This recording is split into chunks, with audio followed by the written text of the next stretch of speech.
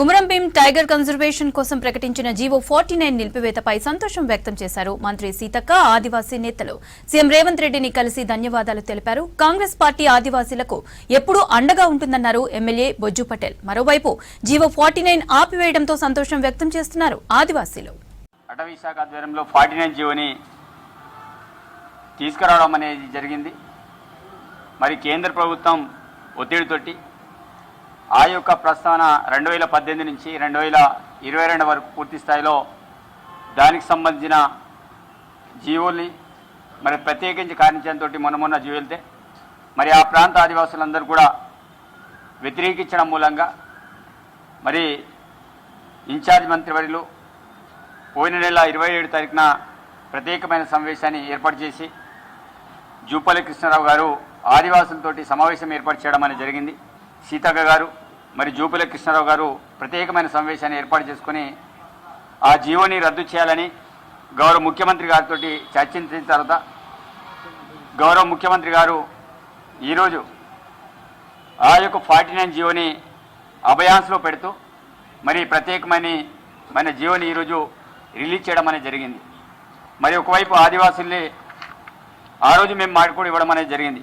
మరి సోయంబాపురావు గారి నాయకత్వంలో అదేవిధంగా దండ విఠల్ గారు మా డీసీ గారు అదేవిధంగా మిగతా ఆ ప్రాంతంలో ఆదివాసీ లీడర్ అందరూ కాంగ్రెస్ పార్టీకి సంబంధించిన వాళ్ళు కూడా జూపల్లి కృష్ణారావు మీటింగ్ పెట్టినప్పుడు 100% మాకు తెలియకుండా ఏదైతే వారు చేశారో ఫారెస్ట్ అటవీ శాఖ అధికారులు ఆ విషయంలో మాట్లాడి రద్దు చేస్తామని ఆ రోజు మాట ఇచ్చారు. ఇచ్చిన మాటకి కట్టుబడి గౌరవ ముఖ్యమంత్రికి విషయం చెప్పిన వెంటనే ఈరోజు దాన్ని జీవోలు రిలీజ్ చేయడం, మరి ఒకవైపు అక్కడ ఆదివాసులందరూ కూడా బంద్కు పిలుపునివ్వడం, మరి ఈరోజు జీవోలు రిలీజ్ చేయడం గౌరవ ముఖ్యమంత్రి గారికి అదేవిధంగా జూపల్లి కృష్ణారావు గారికి అదేవిధంగా అటవీ శాఖ మంత్రులు కొండా సురేఖ గారికి సీతక్క గారికి ఆదివాసీ పక్షాన ప్రత్యేకమైన ధన్యవాదాలు తెలియజేస్తున్నాం. ఎప్పటికీ కాంగ్రెస్ పార్టీ ఆదివాసుల పక్షాన ఉంటుంది.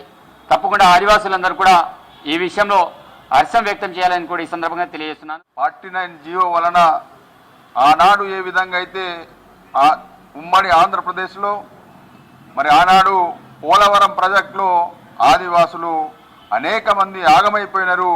అదే రకంగా రేపు జరగబోయే రోజులలో ఈ 49 జీవో వలన 139 గ్రామాలు కూడా ఆగమయ్యే పరిస్థితి ఉంది.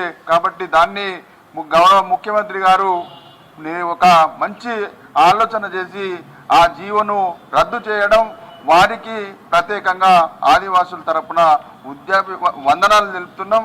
అదే రకంగా ఇన్ఛార్జ్ మంత్రి జూపల్లి కృష్ణారావు గారు కూడా వారు కూడా ప్రత్యేకంగా చొరవ తీసుకొని మరి జీవో నంబర్ 49 వలన ఆదివాసులకు అన్యాయం జరుగుతుంది కాబట్టి ఎట్టి పరిస్థితుల్లో దాన్ని రద్దు చేపిస్తామని కూడా మాట నిలబెట్టుకోవడం జరిగింది. కాబట్టి వారికి కూడా ప్రత్యేకంగా ధన్యవాదాలు. అదే రకంగా ఒక ఆదివాసీ బిడ్డ ఈ కేబినెట్లో ఉన్న సీతక్క గారు మరి వారు కూడా అనేక సార్ల ముఖ్యమంత్రి గారికి చెప్పి మరి జీవో నంబర్ 49 ఖచ్చితంగా రద్దు చేయాలి, లేకుంటే ఆదివాసులకు అన్యాయం జరుగుతుందని వారు కూడా ప్రత్యేకంగా ముఖ్యమంత్రి గారిని చెప్పి మరి రద్దు చేసినందుకు వారికి కూడా ప్రత్యేకంగా ధన్యవాదాలు తెలుపుతున్నాం.